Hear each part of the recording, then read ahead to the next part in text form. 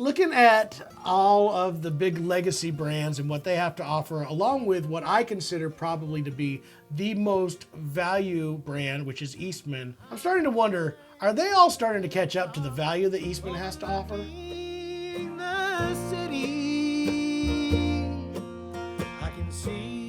So welcome back to the channel, everybody. Welcome back, Jeremy. It's good to have you here. Yeah, thank you.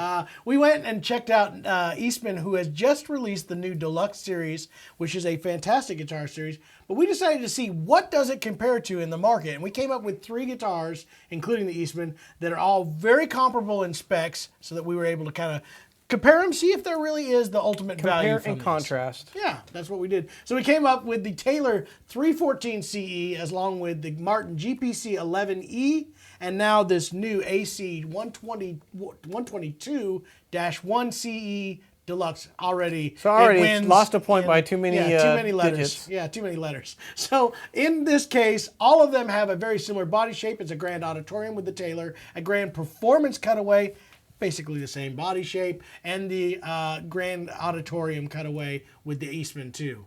All 3 of these guitars are going to have a solid Sitka spruce top. Check, check, check. Yep. Sapele back and sides. Check, check, There you check. go. And notice where it changes a little bit. Not a whole bunch.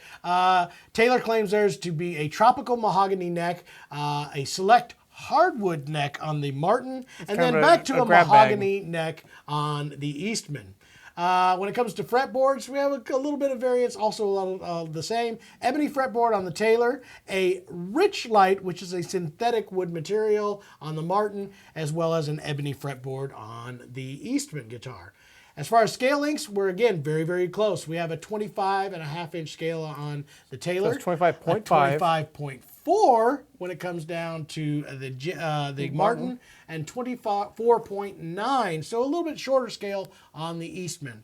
Nut widths are all going to be the same at 1 3/4 inches. When it comes to finishes, this is where it really kind of makes a big difference, and this is what's new to the Eastman part. The Taylor will have a gloss top, both with the Taylor a and Martin. satin back and sides. Correct. That's true with the Martin as well. Whereas the new Deluxes, and that's what's new this year, is a fully glossed guitar right here. So all the way around, including the neck, which I actually find really, at least on this particular variation of it. I do believe on the dreads and stuff it's a little bit different. But anyway, come back to it. Binding wise, black binding on the Taylor, white binding on the Martin, and back to black, or this is actually tortoise bound on the Eastman. So a little bit different look for all of those. As far as electronics, all 3 of these guitars will have electronics built in, standard. Nice. The Taylor will have the Expression 2 system, where the Martin will have a Fishman MXT, their own proprietary system. And then you will have the new Fishman Presys, which is brand new for Eastman to add to their guitar. As far as bracing, this is where they vary again one more time. Taylor will have its forward-shifted V-class bracing. The Martin will have a scalloped DX bracing. And then, of course, scalloped X bracing also on the Eastman guitar. The inlays are going to be a little bit, of course, different because each company does their own thing. Small diamonds on the Taylor, a mother of pearl dot on the Martin, and pearl dots also on the Eastman guitar. All 3 of these guitars, as far as the tuners, will have a nickel enclosed tuner, so their own various different ones. They don't really spec out exactly what brand that happens to be. Decent tuners. As far as cases, this is another spot where both of these, where these guitars will stand out a little bit, because of the fact that Taylor has stepped up their game a little bit and put a full hard shell case on their guitar, whereas both of these will have a very deluxe, heavily padded gig bag that will come with the Martin and the Eastman. So yeah, there's a little bit difference there. So honestly, there's a lot of similarities as well as a few things that stand out from each other. So all 3 seem like they're comparable guitars, and in this price range, they're all value kind of in there for Taylor's lineup, for Martin's lineup, and then for Eastman as well. So I guess that's really where it comes down to. What is the price point and what is the value for each one of these? Taylor is now coming in at $21.99, where the Martin is coming in at $14.99, and then these new Deluxes are coming in at $9.99.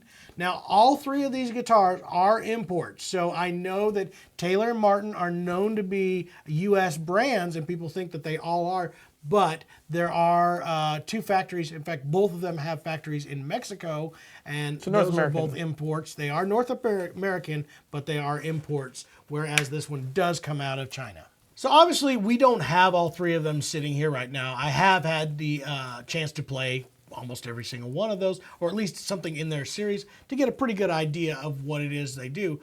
Now, price points, obviously, there's a pretty good value still happening here. Yeah, it's almost $1,000 compared to the Taylor, $500 compared to the Martin, cheaper than their competitors.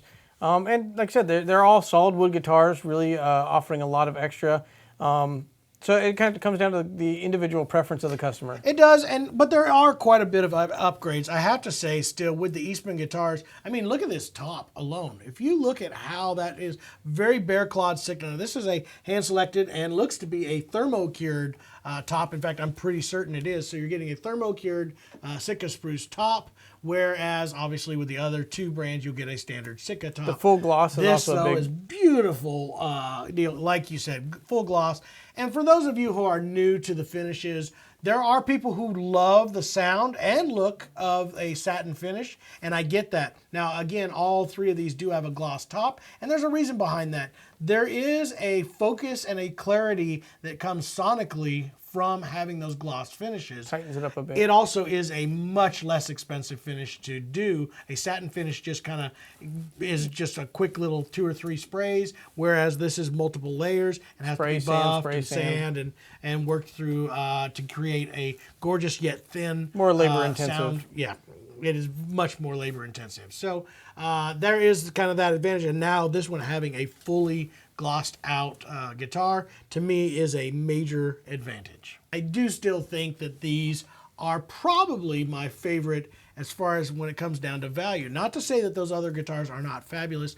They are, but and you're it's getting just closer gaining now. so I think much. that was the question we were asking. Is it seems like the other manufacturers have found ways to get closer to that price range and still offer a very high quality instrument. They had no choice. Don't you feel like the market has grown? I mean, we've seen this. Our store has grown with Eastman.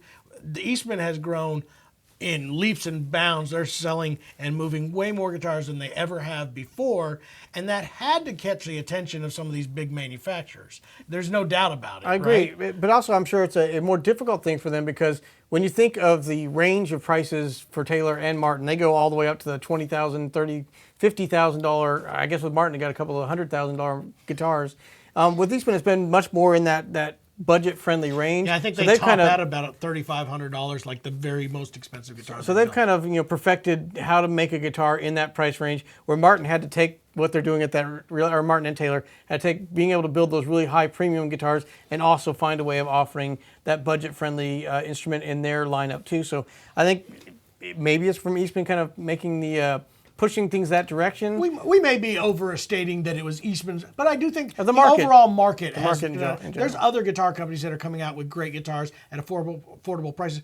We've said this 100 times. If you came back 30 years ago and you got your inexpensive Chinese-built guitar, it was not very good. In fact, I think that's part of the stigma that a lot of people have when they talk about, what is, a Chinese-built guitar or an import guitar, was due to the fact that, 30 years ago, they were not very good at all. And I think the market has changed so much because you can now find instruments in the $500 to $600 range that are fabulous, that are really, they'll stand up to just about any guitar out there. So it has obviously affected the overall market, making people come up with solutions to keep their market share. Taylor, obviously one of the biggest guitar companies in the world.